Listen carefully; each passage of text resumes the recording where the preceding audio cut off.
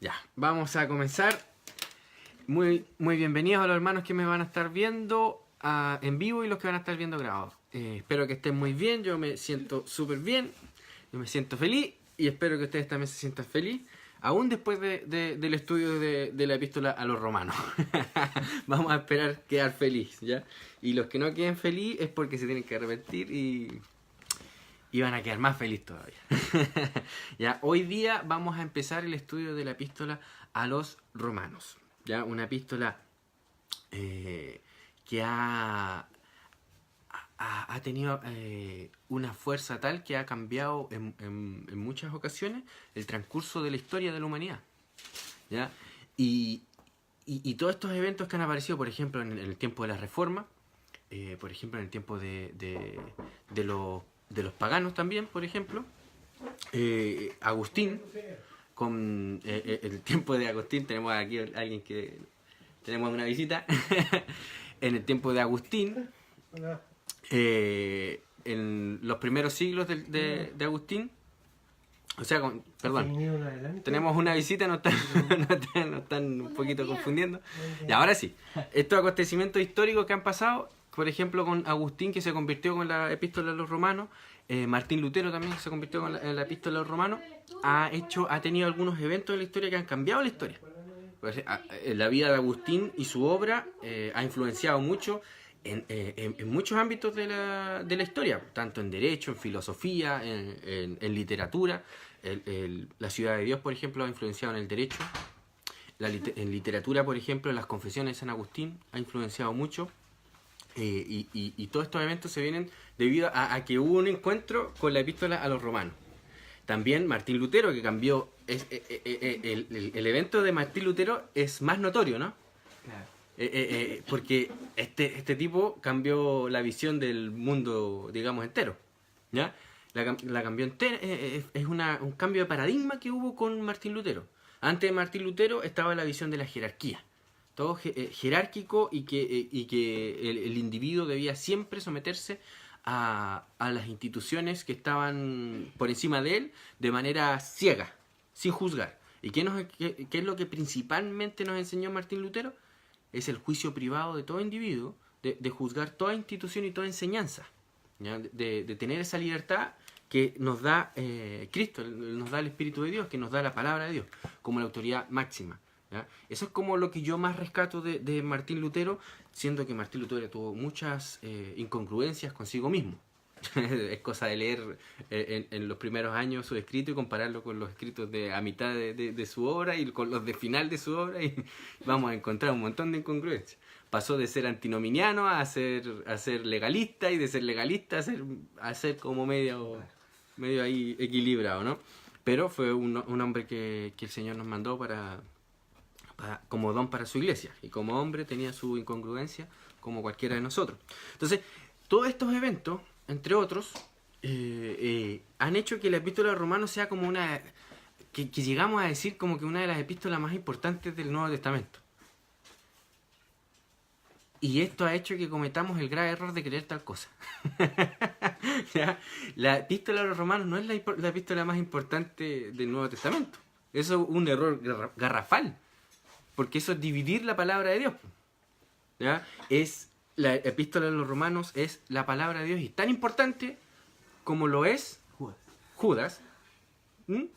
O las epístolas más pequeñitas de Pablo. No podemos decir que Números es menos importante que Romanos. Ahí ya me fui a un extremo, ¿no? Me fui desde al principio a un lado y al otro. Y comparé. No podemos decir que un libro es más importante que otro, ¿ya? Claramente tratan temas distintos, y lo que trata la epístola de los romanos lo trata de una manera más, digamos, sistemática que lo hace Números, por ejemplo. Pero lo que nos enseña el libro de Números es lo mismo que nos enseña el libro de Romanos. ¿Me entiendes? Es lo mismo.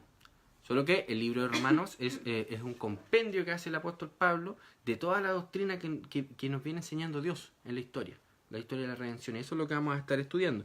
Entonces, no cometamos el error de creer que la epístola de los Romanos es la epístola más importante del Nuevo Testamento.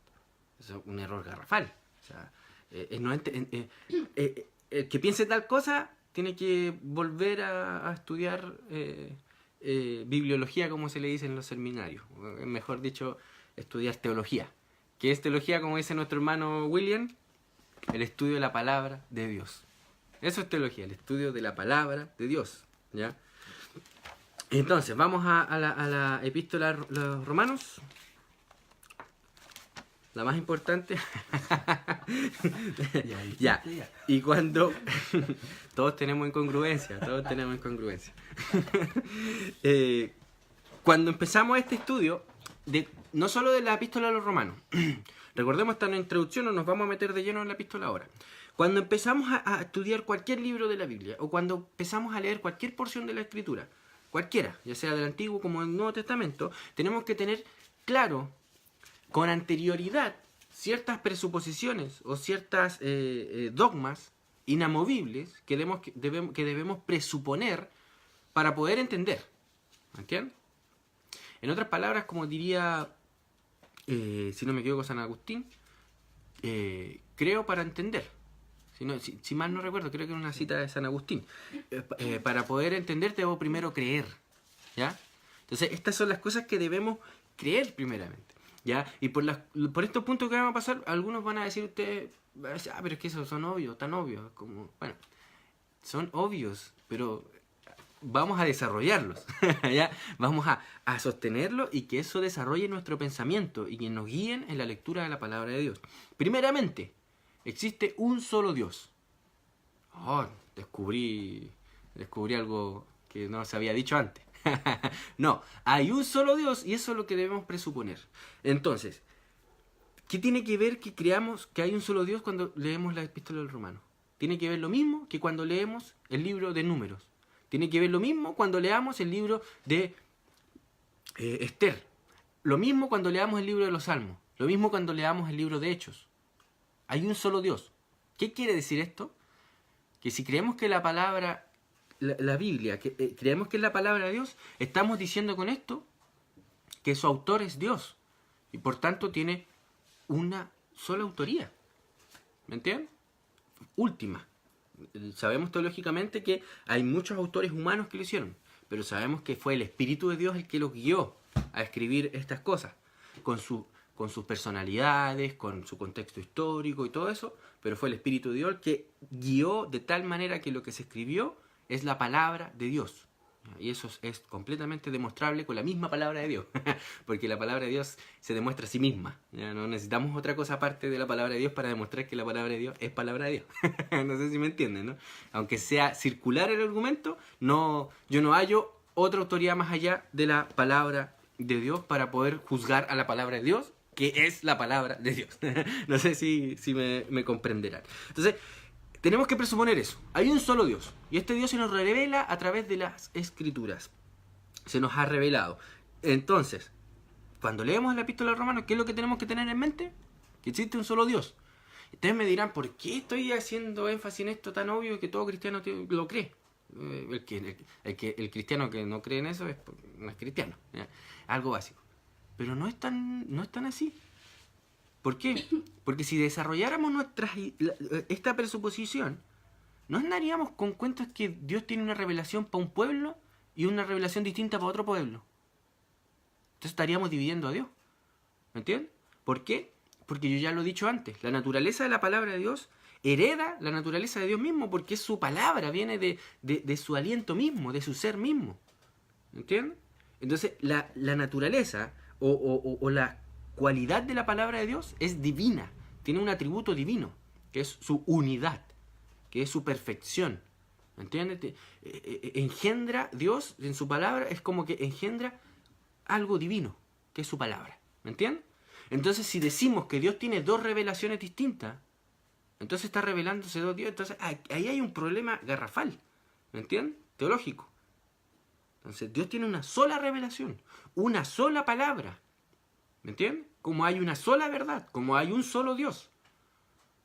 ¿Me entienden? Lo mismo cuando estudiamos la doctrina de la Trinidad, Jesucristo tiene el mismo pensamiento con el Padre.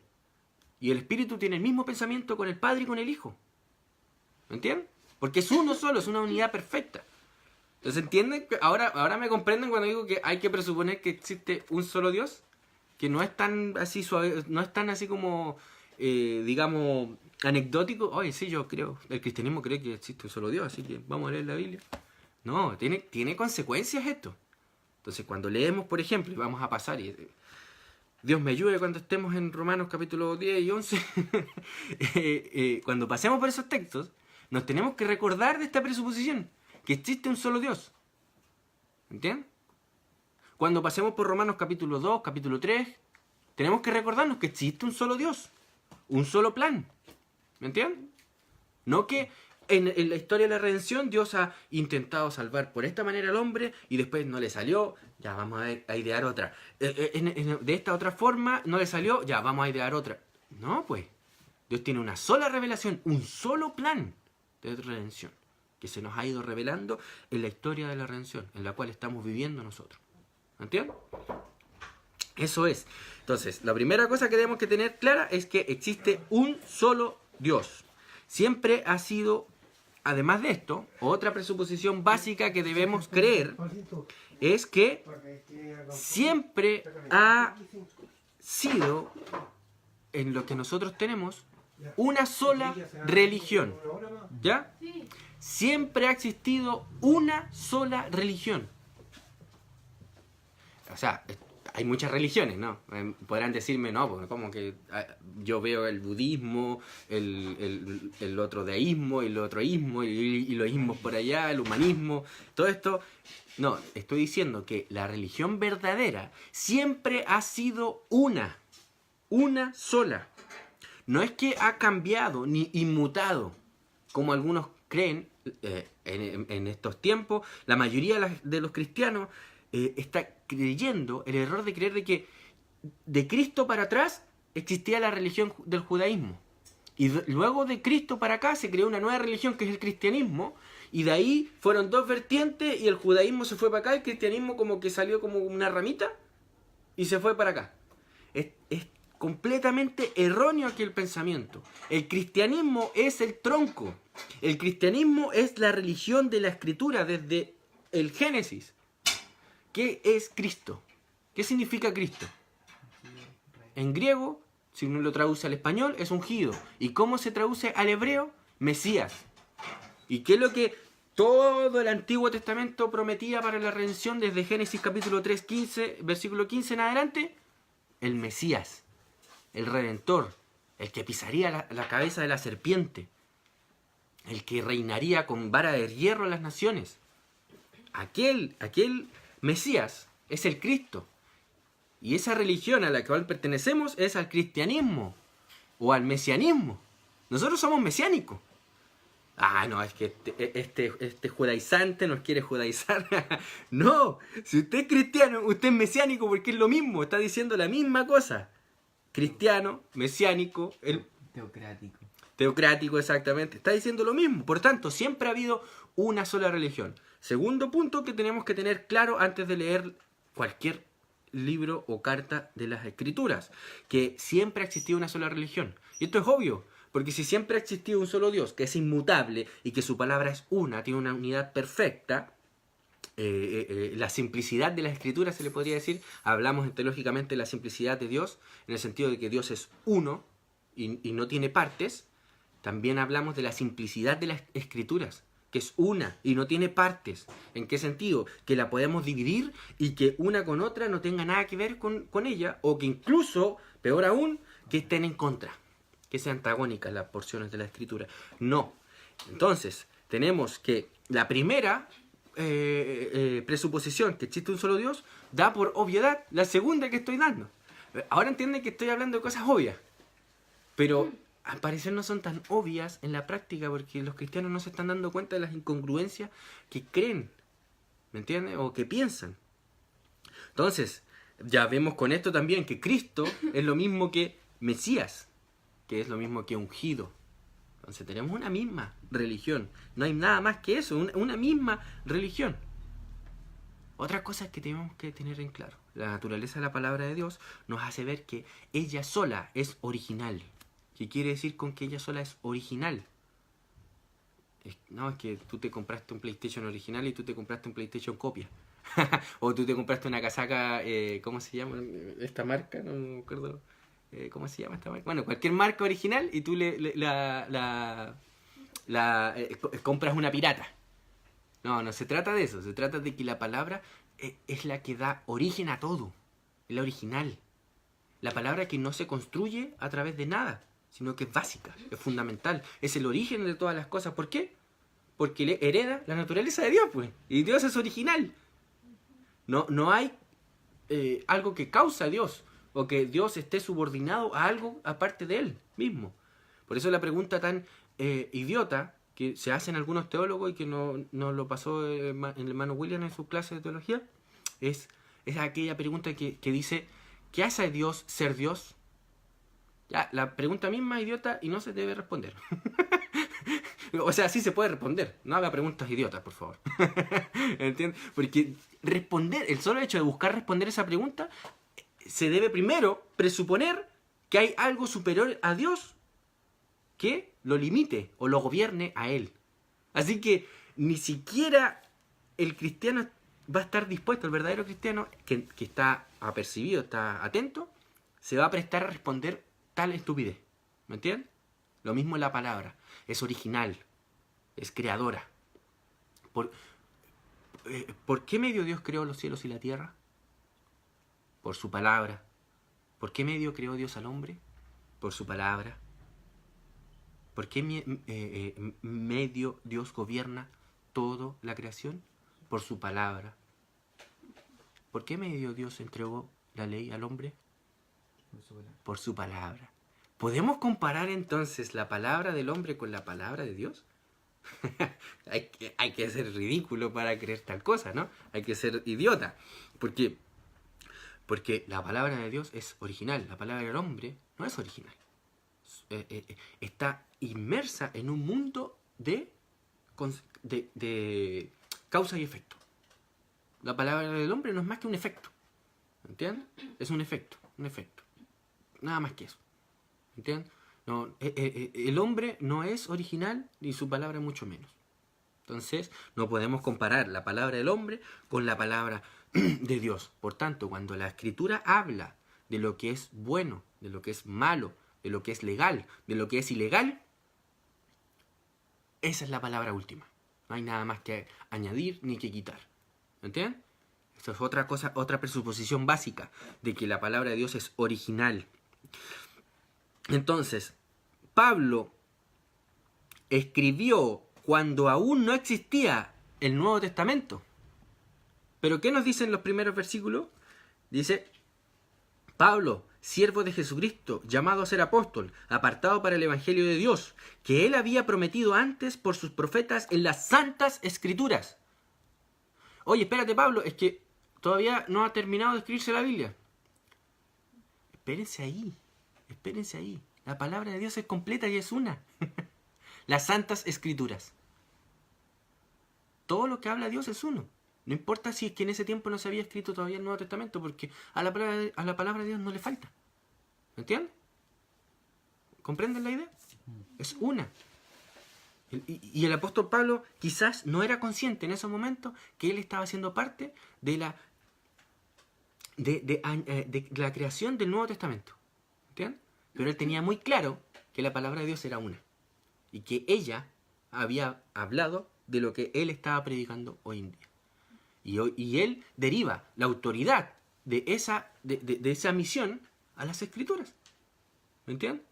Habla de las Escrituras, las Santas Escrituras, que para los cristianos, la verdadera religión bíblica de antes de Cristo, en ese entonces que está escribiendo Pablo, y hoy, las Santas Escrituras era el Antiguo Testamento. ¿Qué hacía un cristiano cuando estaba en su devocional? Leía la palabra de Dios, que era el Antiguo Testamento, en aquellos días, como la palabra de Dios y lo que Cristo le estaba hablando. ¿Entiendes? Leía a Moisés, leía a David, leía a Salomón, y él veía y leía a los profetas y se alimentaba de eso. ¿Entiendes? Los primeros cristianos. Hoy en día los cristianos están desechando la palabra de Dios al desechar el Antiguo Testamento como un libro de la religión judía. ¿Entiendes? Estoy hablando en la forma práctica, ¿no? En la forma teológica, porque la teológica buscan una elucubración un poquito más sofisticada, que esas las podemos tratar, pero en la forma práctica los cristianos hoy en día están creyendo, a lo mejor no lo dicen declarativamente, pero están creyendo que el Antiguo Testamento es parte de la religión judía. ¿Entienden? Y el Nuevo Testamento es parte de la religión cristiana. Entonces, cuando hablan de los judíos mesiánicos, ellos dicen, no, ellos deben estudiar el Antiguo Testamento súper fuerte, así como nosotros estudiamos el Nuevo Testamento. Y se hacen como ciertos clubes. Están los judíos y la otra religión que viene de Dios, y la otra religión que viene de Dios, que es el cristianismo. No, la religión cristiana es el tronco verdadero. Los judíos de hoy en día y los del tiempo de Cristo, los fariseos, vamos a ver que eran unas ramas que fueron desgajadas y fueron tiradas al fuego. ¿Entienden? Como juicio. Entonces, cuando hablamos de la religión judía, de lo que se entiende hoy por religión judía, que no es el cristianismo, estamos hablando de una religión que fue apóstata, que es apóstata. ¿Entienden? Y que esperamos que se arrepienta junto con el apóstol Pablo, como nos enseña en el capítulo 11 de esta epístola que vamos a estudiar, que estamos esperando que se arrepientan ellos también. Pero no es la religión, no, ellos tienen una religión maligna, una religión apóstata. ¿Entienden? ¿Comprenden la idea? Entonces, todos los creyentes en Cristo entendían que pertenecían a la religión judía, pero a la verdadera religión judía, no a la de los fariseos, sino a la de, ¿se acuerdan del apóstol Felipe? Cuando Jesús se encuentra con Felipe la primera vez y le dice, he aquí un israelita verdadero. ¿Se acuerdan? Sí. He aquí un verdadero israelita, en quien no hay engaño alguno. ¿Se acuerdan de ese episodio? Él era un verdadero israelita, un verdadero judío. No los fariseos. Un verdadero judío estaba ahí. ¿Y qué es lo que hizo un verdadero judío? Siguió a Cristo. ¿Qué es lo que hizo un verdadero judío? Era cristiano. ¿Me entienden? Y el apóstol Pablo lo deja mucho más claro en la epístola a los Gálatas. Tenemos una sola religión en la historia de la redención de Dios. El cristianismo. O mesianismo. Dependiendo del idioma que estemos hablando, ¿me entienden? Pero el idioma no cambia la realidad de que existe una sola religión. Y que todas lo que ha salido de ellas, por ejemplo, los samaritanos, en el tiempo de los judíos, eran religiones apóstatas. La religión de los samaritanos, la religión de los fariseos en los tiempos de Cristo eran apóstatas. ¿Entienden? Solo había un remanente que se mantenía fiel. Y ese remanente que se mantuvo fiel era el remanente de la iglesia. Era la iglesia que estaba en Jerusalén, a la cual el apóstol Pablo se preocupó en su viaje misionero de reunir ofrendas para llevar al verdadero Israel que estaba en la nación de Israel. ¿Me entienden? ¿Comprenden? Al verdadero pueblo de Dios que estaba en la nación de Israel, que eran copartícipes de las bendiciones de Dios junto a los gentiles que habían creído, a los cuales Dios reconoció su ciudadanía como parte del Israel verdadero. ¿Entienden? Eso lo vamos a estudiar cuando veamos ya un poquito más, empecemos a hacer en lo posible exégesis de la epístola. Entonces, entendiendo todo esto, fijémonos cómo el apóstol Pablo trata a los judíos, o sea, a los romanos. Miren, dice que él había prometido en el versículo 2, antes por sus profetas en las Escrituras, acerca de su Hijo, nuestro Señor Jesucristo. Está hablando del Señor, del Kyrios. Eso ya lo he tratado anteriormente, de cómo el Kyrios está en competencia con el César. Y obviamente el César es el usurpador de esa posición. Que era del linaje de David según la carne, que fue declarado Hijo de Dios con poder según el Espíritu de Santidad por la resurrección de entre los muertos, y por quien recibimos la gracia y el apostolado para la obediencia a la fe en todas las naciones por amor de su nombre, entre las cuales estáis también vosotros, llamados a ser de Jesucristo, a todos los que estáis en Roma, la ciudad eterna, aquella ciudad que nunca se iba a caer, aquella ciudad poderosa, la cual todos temían, al cual el ciudadano era un hombre glorioso al lado de alguien que no era ciudadano. ¿Y qué dice el apóstol Pablo? Ustedes están siendo llamados a la obediencia. Ustedes pisoteó la ciudadanía, pisoteó el título de ciudadano de un romano, el apóstol Pablo aquí. Lo está pisoteando. Pero, ¿en qué sentido? En el sentido bíblico, en el sentido cristiano. ¿En qué? De tal manera que los romanos cristianos, ciudadanos romanos que estaban leyendo esta epístola, se gloriaban, diciendo, a mí me importa un bledo mi ciudadanía romana, porque eso representa toda mi vida pagana, toda mi vida sucia, y ahora yo soy ciudadano ¿de qué? De la Jerusalén celestial. ¿Entienden? Como enseña Efesios capítulo 2, veamos, comparémoslo con Efesios capítulo 2. Rapidito, la epístola a los Efesios capítulo 2, dice...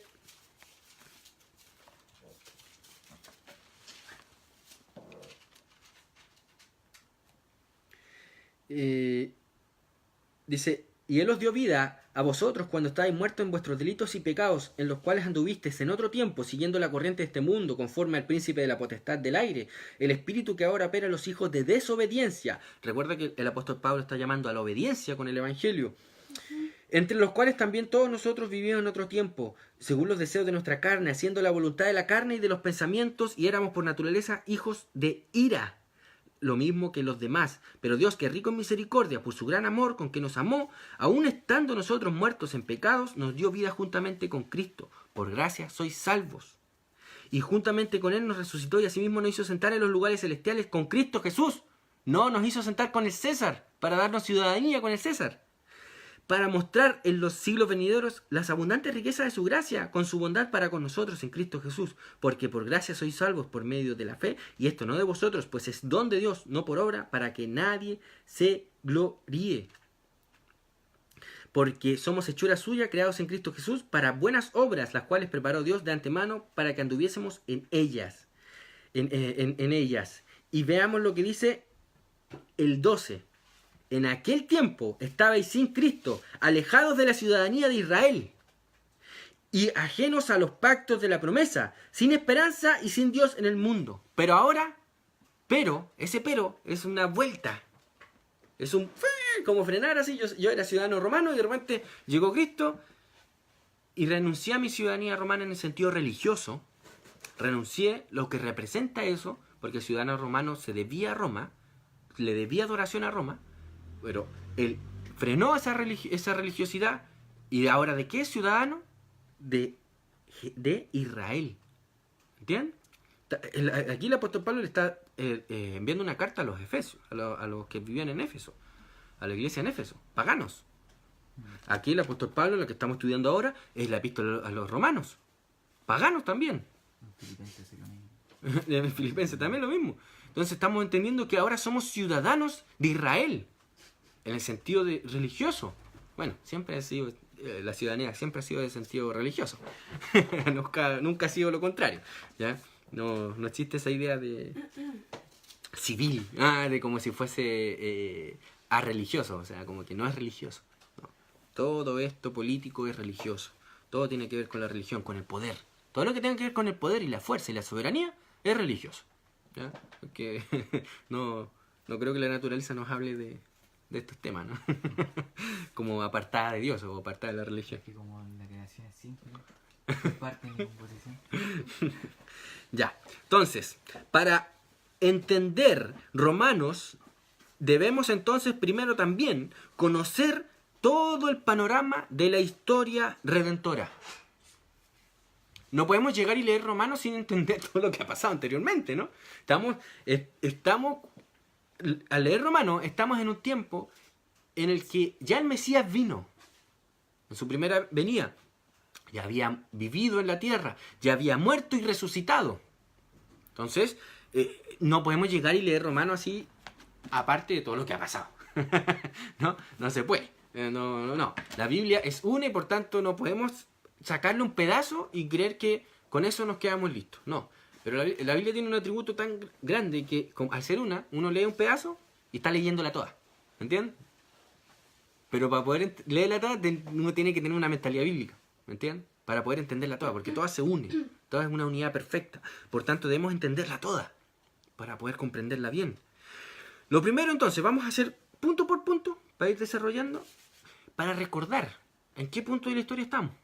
Esto va a ser algo que ya sabemos, pero que es necesario para poder colocarnos en nuestra mente, en nuestro entendimiento, al contexto histórico y redentor al que pertenece Romanos, la carta a los Romanos. Antes de que lo veáis, el apóstol Pablo, uno también tiene, para entender al propio apóstol Pablo también, tenemos que entender eso. O sea, en qué momento él mismo estaba... Claro, también.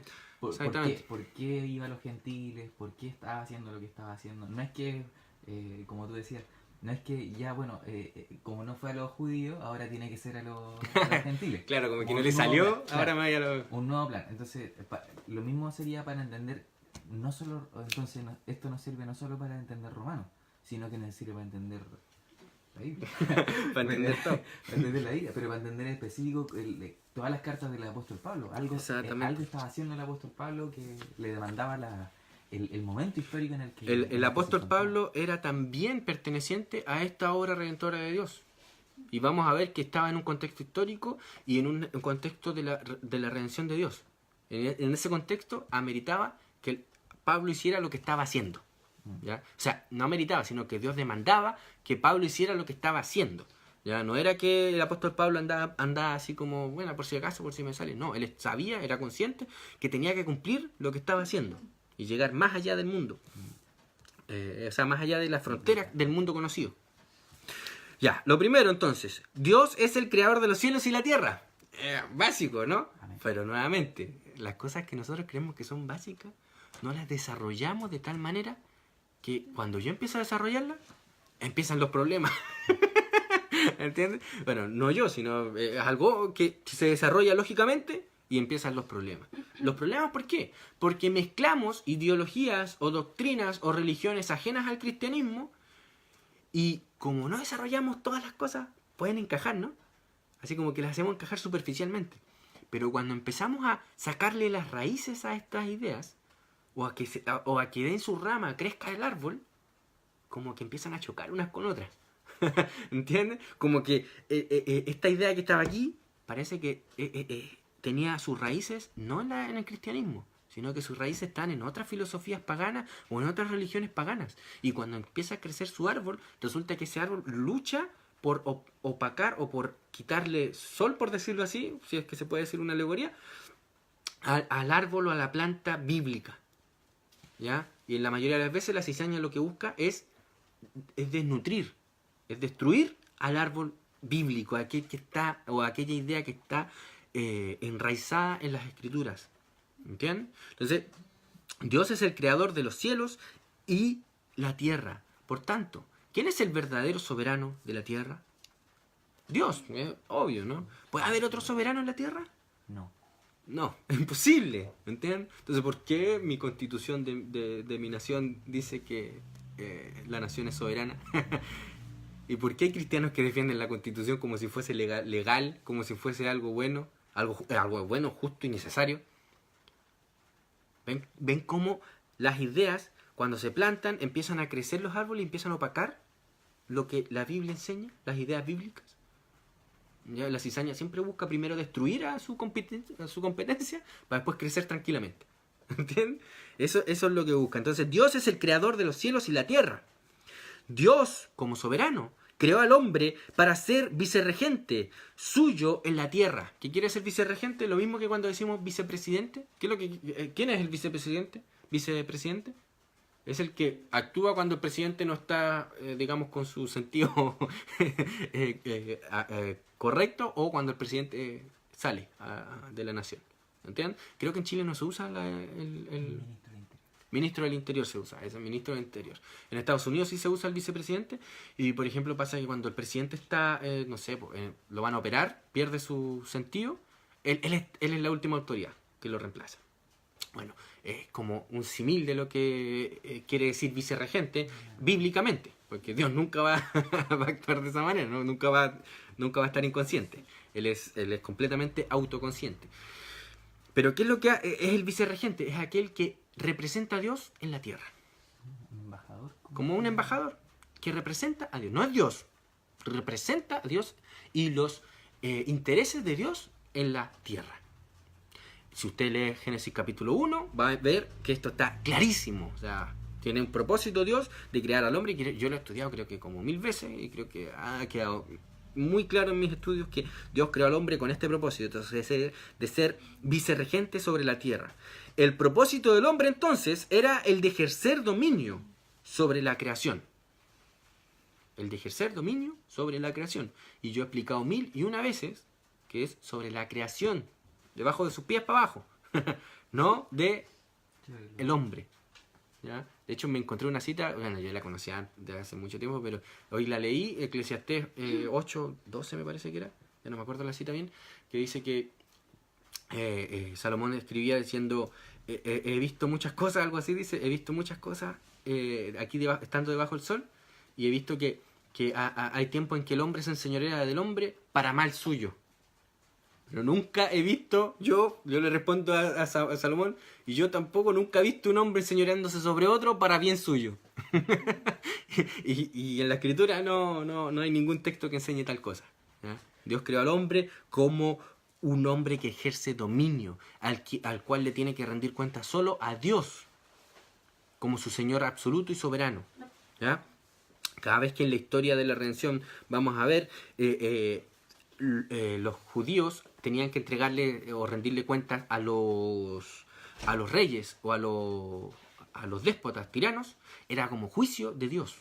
El primer rey de Israel fue producto del pecado de Israel, no fue producto de que Dios le dijo, ustedes necesitan un rey y por tanto ustedes necesitan una institucionalidad, ustedes necesitan un reinado, un rey. No, ¿por qué? Porque si ustedes leen la Biblia, es cosa de leer la Biblia, van a ver que ya había rey. ¿Quién era el rey? Dios. ¿A quién desecharon? A Dios. ¿Por qué? Porque en sus pensamientos no tenían a Dios como rey. Dijeron, no, Dios no es rey, queremos un rey. ¿Me entienden? Como las otras naciones. Como las demás naciones. O sea, más encima le copian el sistema a las demás naciones. Además, en las otras naciones los reyes eran dioses. Sí, pues, entonces, así. Lo que querían era otro Dios. Era cambiar de Dios, exactamente. Entonces, desechar a Dios mismo. Entonces, era producto de pecado. Y después, cuando Dios envió a los babilónicos, cuando envió a los persas, cuando envió a los griegos, cuando envió a los romanos, lo envió como juicio por quebrantar el pacto. Entonces, cada vez que los hombres estuvieron bajo el señorío y bajo el implacable fuerza y dominio de los hombres tiranos, era producto del juicio de Dios sobre su pueblo. ¿Me entienden? Nunca fue producto del orden que Dios ha querido en su creación. No. Resulta que el orden que Dios ha querido en su creación era el hombre, como se nos enseña en Génesis, ejerciendo dominio sobre la creación, dando frutos, multiplicándose y ejerciendo dominio sobre toda la creación. El hombre en el sentido genérico, hombre y mujer. ¿Entienden? En el sentido de la humanidad. Entonces vemos cómo esto es fundamental entenderlo, ¿ya? Porque vamos a entender por qué se escribió Romanos, en qué periodo estamos. Para el juicio, estamos en juicio. ¿Cómo debe actuar un cristiano en ese periodo de juicio, por ejemplo, el que estamos viviendo nosotros? ¿Cuál debería ser la actitud del cristiano? Simplemente apaciguarse, o sea, decir, bueno, estamos en juicio, ¿qué le vamos a hacer? O arrepentirse, pedir misericordia y el Señor, como amplio en perdonar, perdona y no. Claro, es el modelo. Creo que también podemos seguir con Nehemías. Nehemías se arrepintió él mismo de sus pecados, lo sale en sus oraciones. Daniel también. Daniel es un ejemplo de cómo es vivir bajo el juicio de Dios, arrepentido y buscando la santidad. ¿Entiendes? Porque tampoco él fue una santa palomita. Por algo el que se fue también encadenado, ¿entiendes? Yo no creo que haya sido una santa palomita. Nadie fue santa palomita en la historia de la redención. Ni hoy, ni yo, ni nadie. Es una santa palomita. Entonces, el ejemplo está en los creyentes que siguieron adorando solo a su Señor. Siguieron creyendo que la ley era solo palabra de Dios. Porque Daniel no estaba obligado, o sea, nunca se obligó su conciencia a obedecer la ley de sus tiranos. Pero siempre obedecía obligado porque no le queda otra, porque él asumía que este era el castigo de Dios. Pero lo tenía claro. ¿Me entienden? Él sabía que esto es un castigo de Dios y que esto no debe ser así. que esto no lo debemos defender. Esto no lo debemos creer como un orden de Dios o como lo que debe ser, sino que hay que denunciarlo. ¿Y quién es el mejor ejemplo para mostrarnos de quién vivía en un periodo en que era consciente que estaba bajo el juicio de Dios y que denunciaba tal cosa? Juan el Bautista. ¿Se recuerdan? Juan el Bautista estaba predicando día y noche, no estaba ni ahí, predicaba contra Herodes, predicaba contra los fariseos y les decía todas las cosas en su cara. Y no le importaba que le llegasen a cortar la cabeza. De hecho, le cortaron la cabeza. De hecho, le cortaron la cabeza y no por nada, se la cortaron. Lo odiaban. Pero debido a que él vivió una vida en santidad, porque vivió en arrepentimiento, en fe, sabiendo que estaban bajo el juicio de Dios, muchos no se atrevían a cortarle la cabeza por temor, porque el hombre reflejaba que en realidad era siervo de Dios. Es decir, la actitud del cristiano es no conformarse a este siglo. Exactamente. Como el apóstol Pablo lo dice, no conformarse a este siglo. Y no conformarse a este siglo quiere decir muchas cosas, por eso no lo vamos a poder responder todo acá, sino cuando lleguemos a Romanos 12, ¿no? Claro. Falta harto. Ya. Entonces, la herramienta de dominio era la ley de Dios, que le dio al hombre. Estamos resumiendo lo que el origen de todo. El origen de todo. El hombre, al ser llamado a esto, tuvo en un periodo en el que ejerció dominio bajo la ley de Dios, bajo el dominio del Señor, como rey, pero fue por un breve tiempo. Y en ese tiempo cayó, pecó.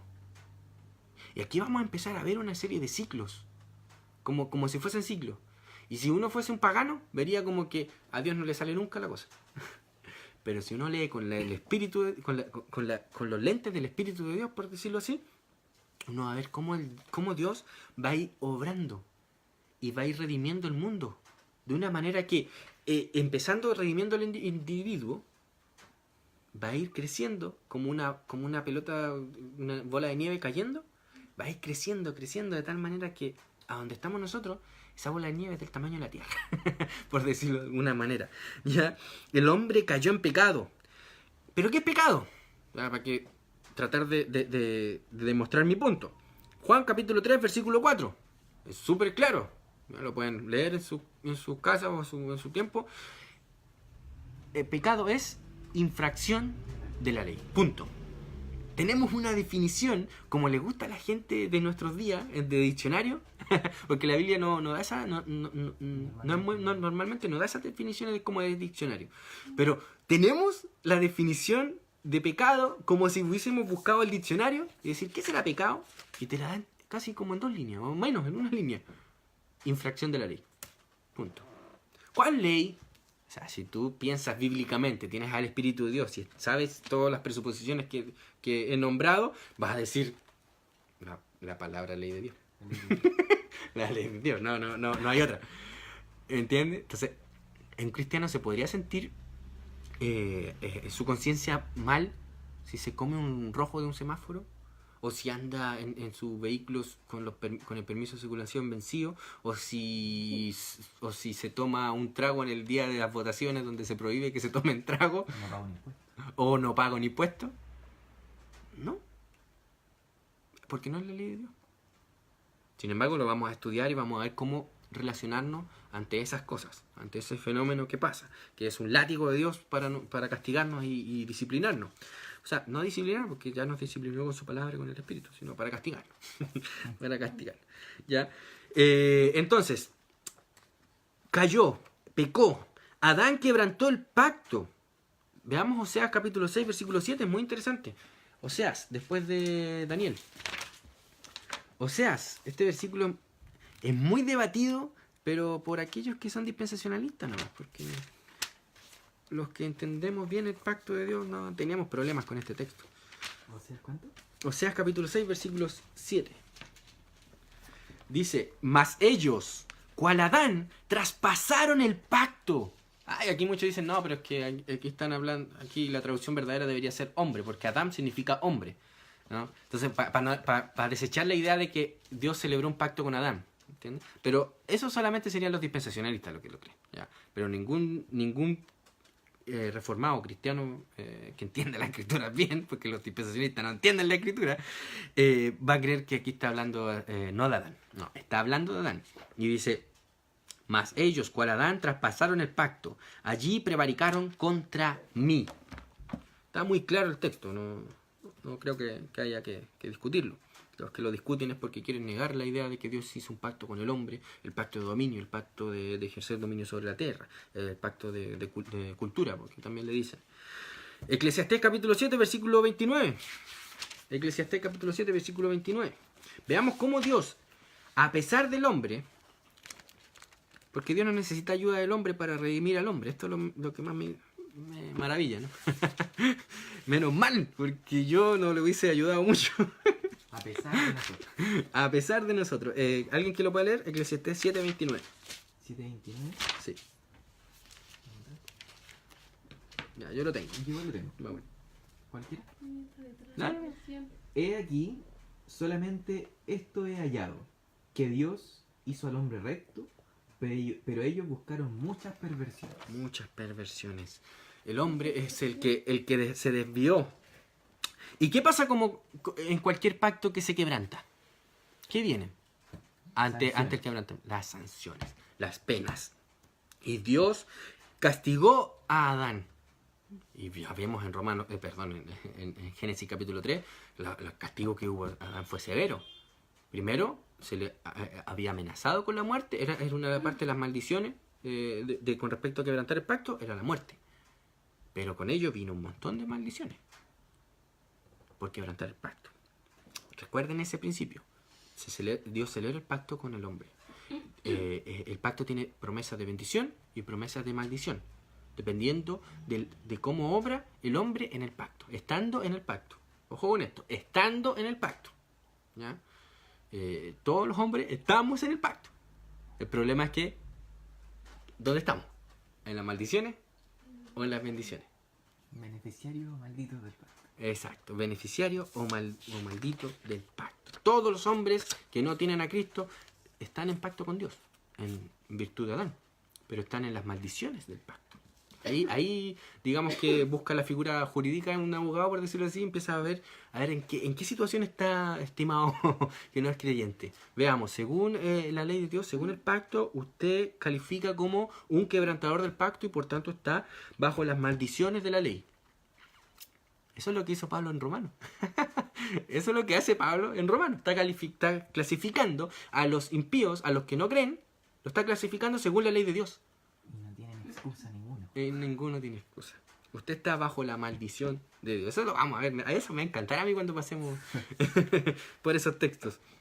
Luego de esto, digamos, viéndolo paganamente, del fallo de Dios con Adán, que no es así, sino que estaba en el plan de Dios.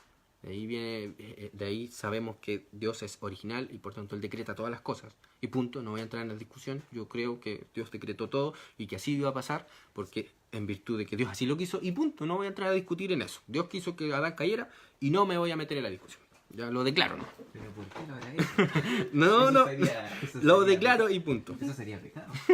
Entrar en la mente de Dios. Sí, y punto. Entonces, luego de esto, bajo la promesa de Dios, de Génesis capítulo 3, versículo 16, que es el protoevangelio, como le dicen, ridículamente, protoevangelio. ¿Por qué? Porque estamos dividiendo la palabra de Dios. Porque ahí está el evangelio, pues. No, porque el evangelio está desde el Nuevo Testamento en adelante.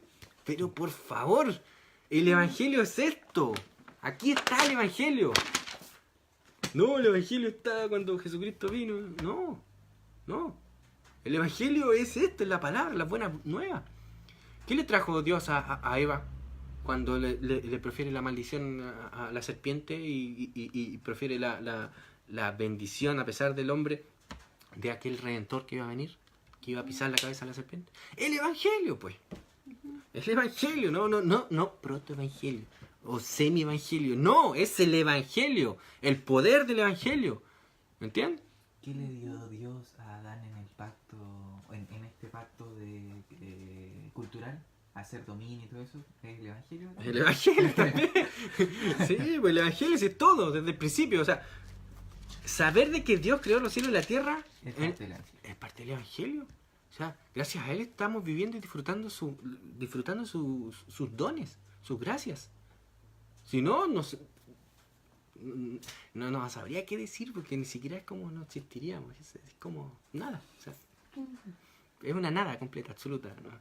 Ni siquiera ni siquiera lo podría definir. Entonces, luego de esto, Dios empieza a trabajar en la redención del hombre. Para gloria suya. Llamó a Noé. Me estoy saltando un montón de nombres y un montón de personajes. Ya estoy como los más importantes. Y tampoco que sean los más importantes, pero ustedes me entienden, ¿ya? Ya. Llamó a Noé para hacer su obra redentora, ¿ya? Y la historia de Noé nos muestra que Noé no tenía ni un brillo, sino que halló gracia en los ojos de Dios, no en los ojos de Noé o en la mente de Noé o en Noé, no. Noé halló gracia. O sea, Noé dijo, oh, encontré gracia en Dios. No que Dios estaba mirando y le dijo, oye, Noé tiene gracia. No, es que hay que aclararlo, ¿no? Yo sé que esto es muy obvio, pero hay que aclararlo. ¿Ya? Llamó a Noé. ¿Ya? Y Dios trabajó a través de Noé en su plan de redención. Si nosotros lo viéramos económicamente, en el sentido de cómo le fue a Dios con ese llamado de arrepentimiento, decimos que se fue a pérdida, si lo viéramos humanamente. Pero no es así. ¿Por qué? Porque Dios está cumpliendo su pacto con el hombre. Todos ellos eran quebrantadores del pacto. Y Dios no quiso salvar a ninguno. Los quiso condenar a través del evangelio que predicó Noé. ¿Entiendes? Que es el mismo que estamos predicando nosotros. Los condenó. ¿Entiendes?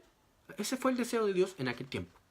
¿Ya? Es importante eso lo que dijiste. El evangelio condena también, porque a veces se ve como color y siempre, no, el evangelio siempre bendice, ¿no? El evangelio, la otra parte es que si no cree, condena. Pero es que el evangelio es la escritura. Claro. Y el evangelio nos dice el pacto. Nos habla del pacto. Y todo pacto tiene las bendiciones de aquel que acata las condiciones del pacto y las maldiciones de aquel que quebranta las condiciones del pacto. Entonces el evangelio es olor de vida para los que creen y olor de muerte para los que no creen. Sí. No, bueno, hay que aclararlo también, pero sí. Tremendo que haya que aclarar tantas cosas. Después de llamar a Noé, vemos cómo ya va avanzando. Llama a Abraham. Y en Abraham crea una nación. Vemos que tanto Noé como Abraham no eran inocentes palomitas. Noé terminó bien tan borracho que se te dan una caña extrema. y Abraham negando a su mujer para salvarse a sí mismo. No importa que se la violaran, no le interesó esa cuestión.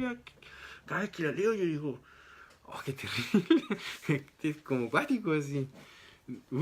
No era nada una inocente palomita. De Abraham hizo una nación, Dios. A pesar de Abraham, a pesar de Noé, a pesar de Adán. Nación la cual estaba llamado a ser luz del mundo. ¿Qué nación? Israel. ¿Cómo eso que es luz del mundo? No, pues si Israel eran los elegidos, la raza aria, y los demás eran puros perros bastardos. Bueno, eso es lo que creen los judíos. Eso es lo que querían los judíos. Pero ¿cuál era el propósito de la nación de Israel? Deuteronomio capítulo 4, versículo 5. Dice así. Se los leo rapidito. Deuteronomio 4, versos 5...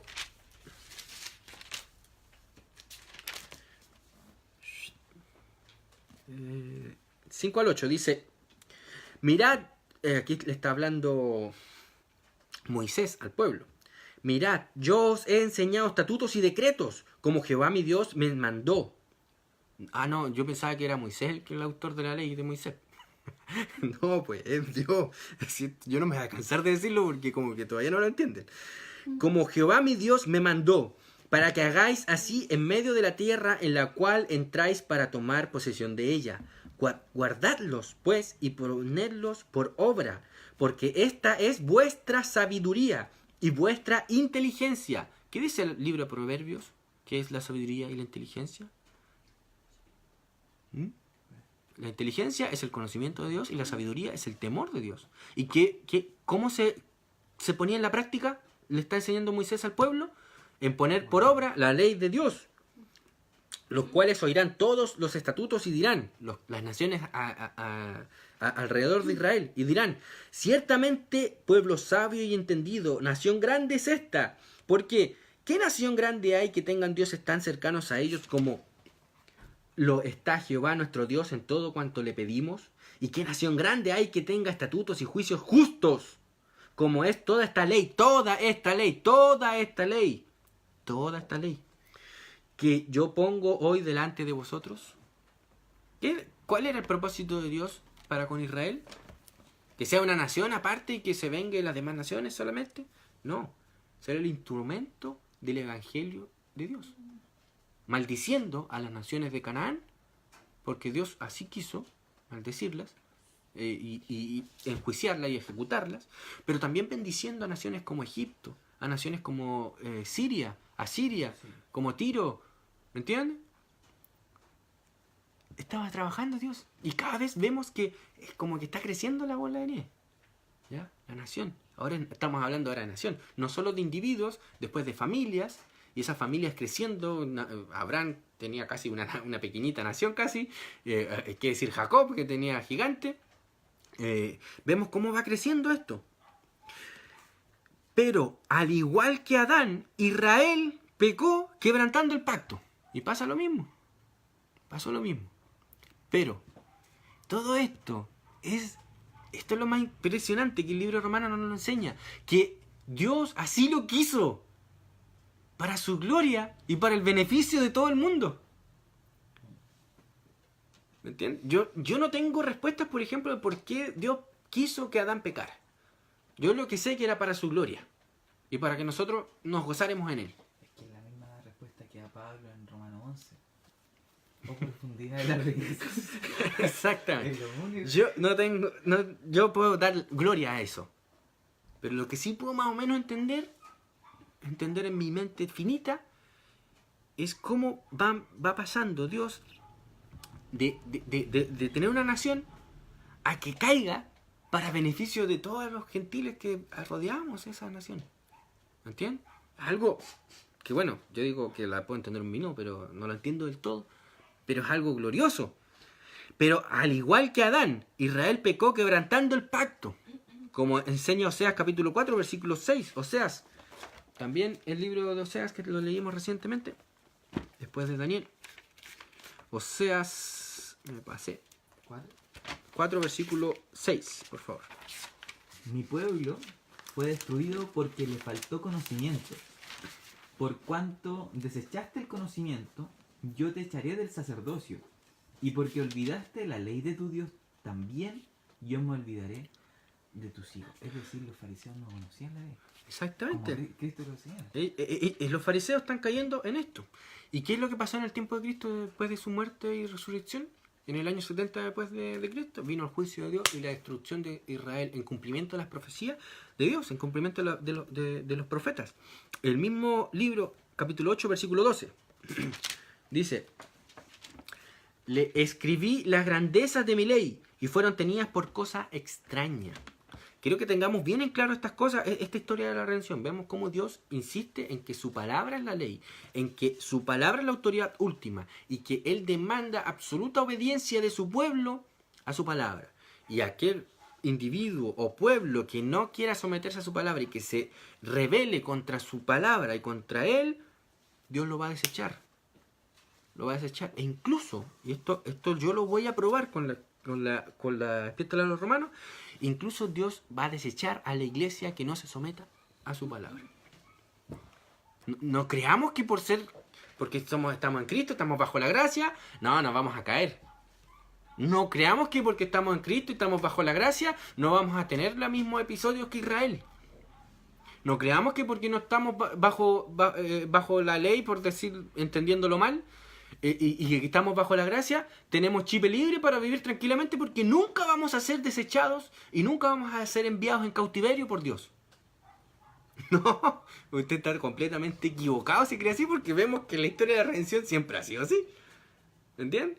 claro, ahora estamos en la parte final de la redención, del plan redentivo, pero vamos a ver que el apóstol Pablo nos hace las advertencias.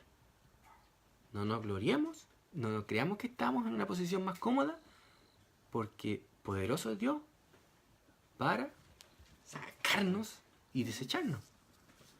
O sea, entendamos la misma religión, el mismo pacto. Esto ni los reformados se dan cuenta de estas cosas. O sea, es terrible. Entonces, pero todos estos eventos de la historia de la redención no son planes fallidos de parte de Dios. Dios ha cumplido su pacto y con ello ha traído redención. Desde Génesis se promete al Cristo. Cada caída del hombre trae mayor gracia y ley al mundo. Y luz al mundo. Cada caída del hombre, cada vez que cae el hombre, abunda más la gracia y abunda más la luz. La caída de Israel fue estrepitosa, fue tremenda, a tal punto que llegó en su clímax cuando clamaron ante Pilato: no tenemos más rey que el César. O sea, ese fue el clímax de todo. O sea, hasta ahí ya Juan, ya por el Espíritu de Dios, lo puso ahí para que nosotros cuando leyéramos la Biblia desde Génesis hasta Juan, viéramos el clímax de Israel como el nivel de apostasía tremenda. O sea, ya no daba para más. O sea, no había vuelta atrás. Pues dice, y la sangre de este caiga sobre nosotros y sobre nosotros. No, sí. No es cosa poca. No es cosa poca. Ellos quisieron la maldición. Entonces, desde Génesis se nos promete al Cristo. Cada caída del hombre trae mayor gracia y luz al mundo. En especial, la caída de Israel, como nos enseña Romanos capítulo 11, versículos 25 al 36. Que lo vamos a estudiar en su momento. Entonces, vemos que aquí estamos parados nosotros. Aquí estamos nosotros, en este punto, en la etapa en la que Dios trabajó con una nación, la preparó y la quiso hacer luz al mundo, y de ahí salió el remanente y salió el Cristo. Y ese remanente y ese Cristo, el que ahora gobierna el mundo y el universo, con su vara de hierro, con su ley, envía a sus remanentes escogidos a que conquisten el mundo con su palabra. Ya antes el mundo tenía que ir a Israel para conocer la verdad, y se ve que en la época de Salomón, en que mejor estuvo el reino de Dios, el reinado de Israel, por decirlo así, los pueblos iban a Israel a conocer la sabiduría. Pero vamos a ver que ahora la sabiduría sale de Jerusalén hacia el mundo, a rodear todo el mundo. Y en ese punto está el apóstol Pablo, cumpliendo ese plan redentivo de Dios, en que él debía ser parte de aquellos remanentes o aquellos fieles que salían al mundo a predicar. Sí, porque una vez redimido Israel, no se refería como a la nación étnica, sino que a los que el Señor había... A la Jerusalén celestial. Claro, entonces Pablo entiende que redimido Israel era necesario ahora continuar con lo que la profecía exigía. Exactamente. Con la caída y juicio de Dios sobre Israel vino gran luz y gracia al mundo, cumpliéndose lo dicho por los profetas en las santas escrituras, como empieza a decir Pablo en el segundo versículo de su epístola a los romanos. Veamos Miqueas capítulo 4, versículo 12. Miqueas 4.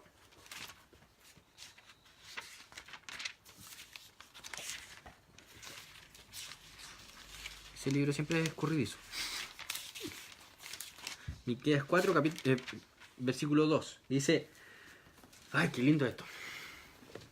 Vendrán muchas naciones y dirán, venid y subamos al monte de Jehová y a la casa del Dios de Jacob, y nos enseñará en sus caminos y andaremos por sus veredas, porque de Sión saldrá la ley y de Jerusalén la palabra de Jehová. ¿Dónde estaban reunidos los apóstoles y el remanente escogido de Israel en los tiempos en que Jesucristo se fue a la diestra de Dios Padre, ascendió? En Jerusalén. ¿Sí o no? ¿Recuerdan? Estaban en Jerusalén y empezaron ahí a fortalecer la iglesia. Los llamados de Jerusalén estaban ahí, ya, los llamados por Dios, creciendo en número, hasta que llegó un punto en que dijo Dios, ya, es tiempo de que salgan la ley, la palabra de Dios, al mundo. y trajo persecución. Dios hasta usó a Pablo como eso. Dios usó a Pablo siendo Saulo de Tarso, persiguiendo a la iglesia, en cumplimiento de que, de que se expandiera el evangelio al mundo. O sea que Pablo fue instrumento, tanto no siendo creyente, para que el evangelio se expandiera por todo el mundo, como también siendo apóstol, para que el evangelio se proclamara en todo el mundo. Los profetas dijeron de nuestro Señor. Malaquías 2:6. Veamos lo que los profetas dijeron de nuestro Señor. El último libro del Antiguo Testamento. Malaquías 2:6. La ley de verdad estuvo en su boca. ¿En la boca de quién? E iniquidad no fue hallada en sus labios.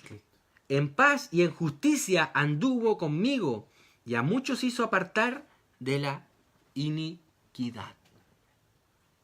Entonces, estamos comprobando con esto que no había un cambio de evangelio, no había un cambio de estándar de lo que es justicia, de lo que es la palabra de Dios. No es que Dios ha cambiado de parecer y dijo, mira, ¿sabe qué? No me salió el plan con Israel, ya, vamos a cambiar, vamos a hacer borrón y cuenta nueva.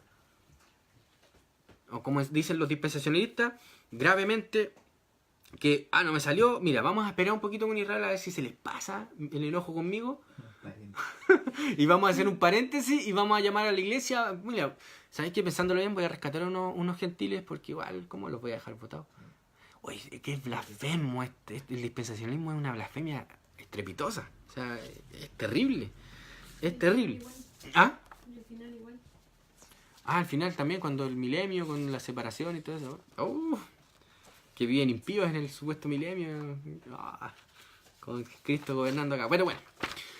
Entonces, con esta epístola, el apóstol Pablo hará adentrar en las profundidades de la religión que predica el mismo apóstol, en cumplimiento de las profecías del Antiguo Testamento.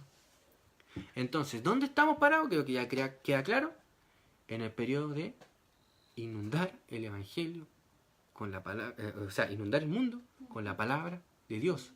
Y eso comenzó con Cristo, en su ascensión, su resurrección y ascensión. Y el apóstol Pablo fue, junto con los apóstoles y los demás cristianos, los verdaderos israelitas, los que empezaron esta nueva, digamos, dispensación, entendiendo la palabra dispensación como se debe entender, en esta nueva administración del pacto, del mismo pacto que Dios ha entregado, al mundo llevar el evangelio, al mundo, rodearlo. ¿Entienden? Y es por eso que ahora el apóstol Pablo les dice a los romanos, les habla del evangelio, de llamar a la obediencia a la fe. ¿Cuál fe? La fe del Antiguo Testamento, no una fe nueva. ¿Ya? A la obediencia. ¿Qué obediencia? A la ley de Dios, no a otra ley nueva. ¿Entienden?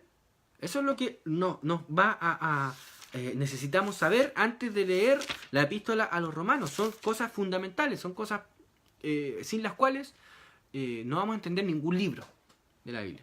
Cada vez que leamos un libro, tratemos de ubicarnos en el periodo de redención en el que está. ¿Me entienden? Por ejemplo, si leemos Isaías, vamos a ver que está en un periodo de juicio Dios sobre Israel. Y vamos a ver cómo Isaías está predicando el evangelio a Israel. Arrepiéntase o serán juzgados. Arrepiéntanse, tendrán las bendiciones, o sigan en su desobediencia y tendrán las maldiciones.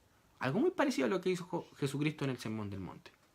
El que oye mi palabra y la pone por obra, lo compararé a un hombre sabio que edificó su casa sobre una roca, y pasaron los vientos, pasaron la lluvia, el terremoto, el tsunami, todo, y se mantuvo firme.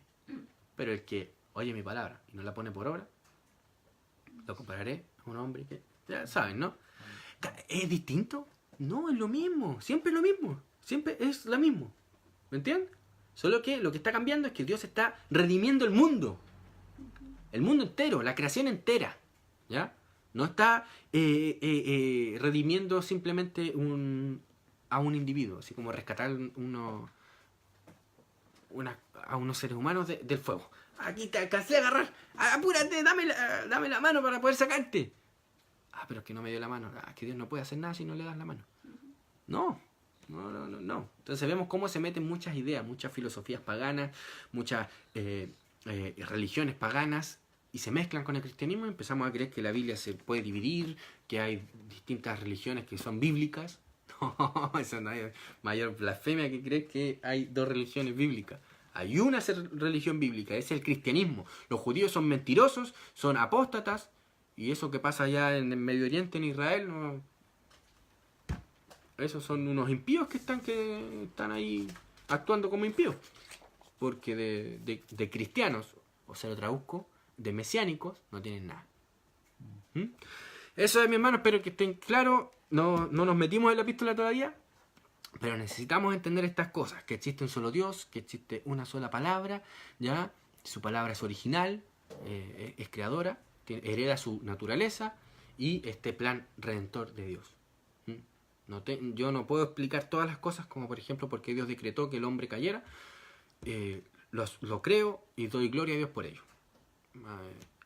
Solamente un impío y alguien que odia a Dios va a decirme, no, pero es que ¿cómo puedes creer tal cosa?